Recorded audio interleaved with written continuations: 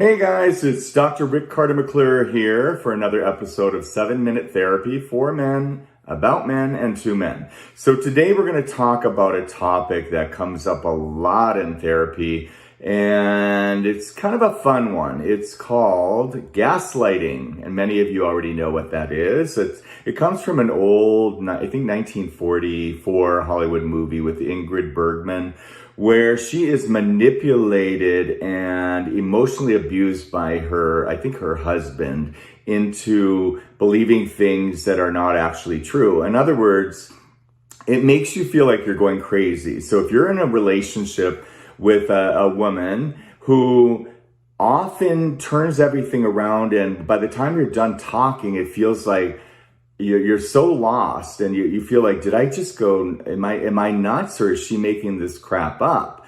So gaslighting really is a form of emotional and psychological abuse where the person who's doing it can, be intentionally doing it if they're more on that psychopath type of continuum. But most people that do gaslighting fall in the narcissistic range, or they have traits, or they're a full-blown narcissist, where they don't even really know that they're doing it necessarily. It's kind of a defense mechanism whereby they deflect the blame off of themselves all the time by bringing up something that you're doing or whatever you're seeing before your eyes. They basically state that you can't believe your own eyes, you should believe their words.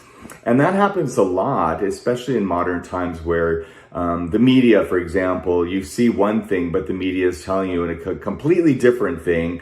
And, apparently you have to be gullible at first, or what they call pray for someone who can do that. So you have to be emotionally scared or timid or tentative or gullible, vulnerable, and someone takes advantage of that and basically starts to try to make you feel crazy so they can ultimately control you through manipulation and psychological torture.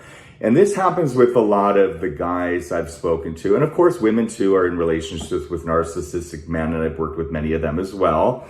But we're talking to the guys here. So if you feel like you're in a relationship where often you're having a discussion and you're trying to be rational, but your girlfriend or wife never seems to apologize or just accept accountability. She just keeps flipping it around and making it look like you don't know what you're talking about. Even when you're rational and you know that you're not off, she makes it seem like you don't understand what's going on. And often in the beginning of these types of relationships, you walk away thinking, okay, am I the crazy one? Maybe I am doing something wrong here. And you start to really doubt yourself. You start to really lose a sense of who you are, a sense of reality, a sense of trusting your own instincts and intuition, which can be quite terrifying because over time, you just become, again, like a shell of a person. So that person starts to gain control over you, and you start to act a lot weaker and more mousy in the relationship, and get perhaps depressed, more anxious, start drinking more, get on Xanax, watch porn more often. So if you're in this type of relationship, and I'm not talking about when women sometimes get, hyper emotional, or they're upset about something and you don't quite understand what they're saying, but eventually you do because you're able to talk it out and you both share the same reality.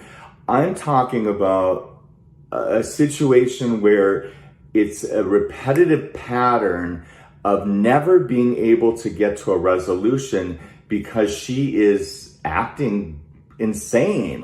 What's coming out of her mouth does not match reality, and you're both living in a different reality that does not intersect.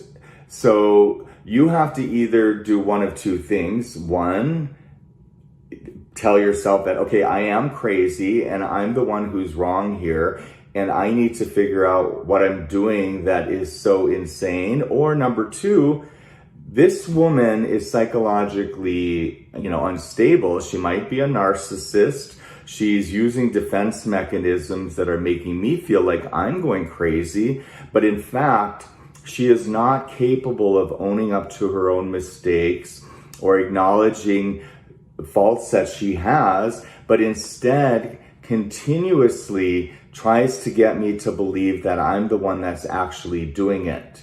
So with this type of situation, most of my clients over a period of time, and unfortunately it can take years before they get to a point where they just stumble across reading about narcissism and in particular gaslighting, and they say to themselves, oh my God, that's what's been happening.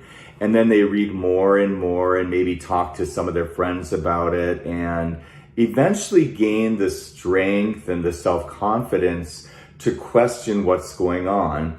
And that's when the healing begins, when you start to realize that, okay, I'm not crazy. This person has been using psychological manipulation and torture. It's torturous sometimes because you just feel so angry inside, yet so doubtful about what's true and what's not true.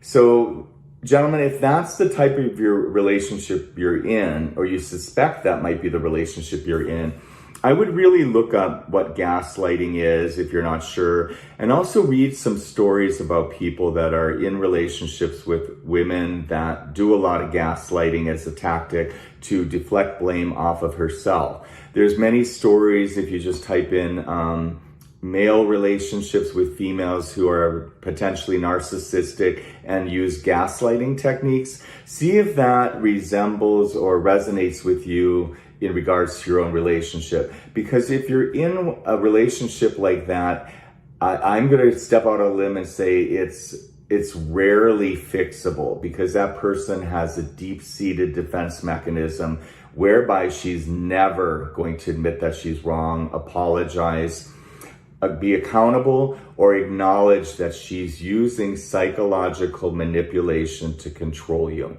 All right, guys, that's it. Have a great day.